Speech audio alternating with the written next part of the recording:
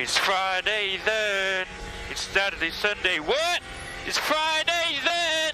Saturday, Sunday. What? Yeah, it's okay. What's up? This is Jeff. Welcome to Jeff's podcast.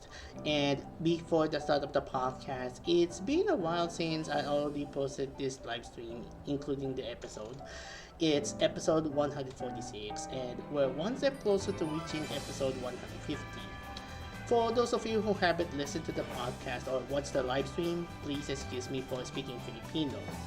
I'm posting this episode every Friday, and you can check out other streaming websites including YouTube and Spotify, and also on other streaming websites such as Gank and Facebook, depending if some of the websites have restrictions before uploading. So today, we're talking about Koei Tecmo Games' Atelier Ryza, Ever Darkness and the Sacred Hideout. It's based on the video game series published by Koei Tecmo Games and developed by Gust, which marks the silver anniversary or the 25th anniversary of the Atelier franchise, and it is the first animated series also in the Atelier franchise. It's the first installment of the Atelier Ryza games, which include Ever Darkness and the Secret Hideout, released for the PlayStation 4 or PS4, Switch or Nintendo Switch, and PC in Japan in September 2019, followed by the sequel Lost Legends and the Secret Fairy, released on both consoles, and also include the PS5 or PlayStation 5, released in Japan in December 2020, and the latest is Alchemist of the End and the Secret Key, which marks the third and final installment of the Secret series, or Secret Storyline, released on the same console in March 2023.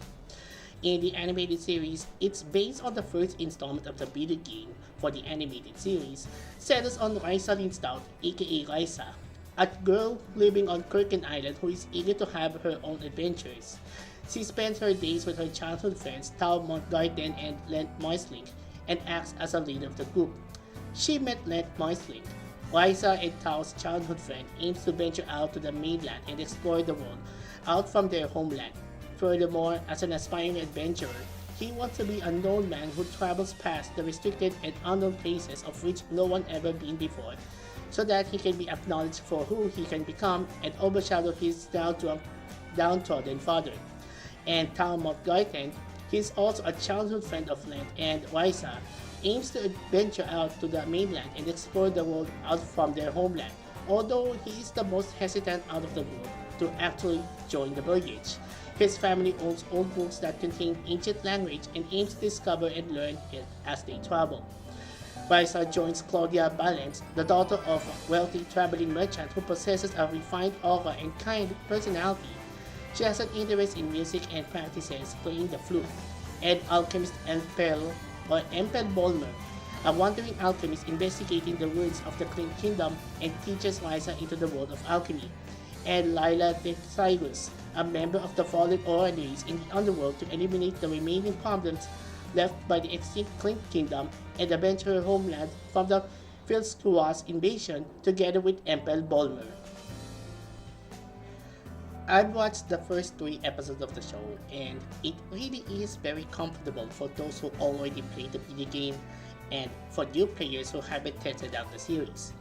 The cast from the previous video games, including the Atelier Ryza trilogy, is returning their roles, including voice actress Yuri Noguchi, and who is known as the voice of Meiichiro Palmer in Side Games' Uma Musume Pretty Derby, and Shizuko Oikawa in the Idol Master Cinderella Girls and Cinderella Girls Starlight Stage, which means this is her first anime voice acting main role.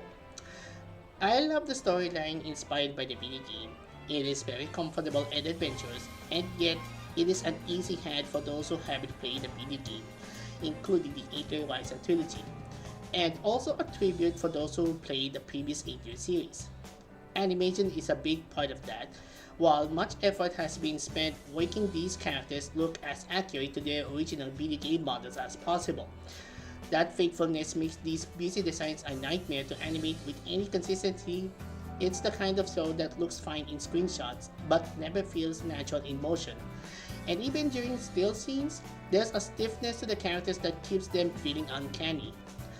I don't know if the show might be terrible, but I imagine that a lot of these issues would be much easier to reckon with in the interactive version of this story. where you have that extra layer of engagement that comes from getting to control the characters and mess about with crafting system and battle mechanics. This show will appeal to folks who've already been converted by the games, or at least those with a lot of more patience than what I've got. The animated series is based on the video game. It is backed by a truly lovable character, a cozy world, and friendly inhabitants. Viewers may have come for the ties, but many have stayed for the content beyond the ties. Well, of course, you guys watching too much tie fetish if you ask me. So, I like to know. We're very comfortable, very nice. Mostly kumain ako ng chicken joy na mga chicken thighs. I've been eating chicken thighs for quite some time. Anyways, you can check out Atelier Ryza, Ever Darkness and the Sacred Hideout streams on Crunchyroll every Sunday within the same day as Japan.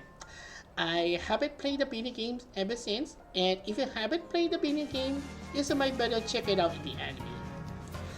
Well, that's about it for the show.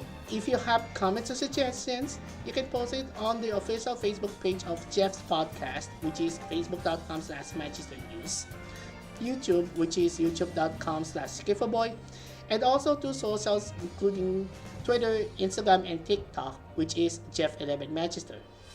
Well, that's about it for Jeff's podcast. This is Jeff. I'll see you in the next podcast.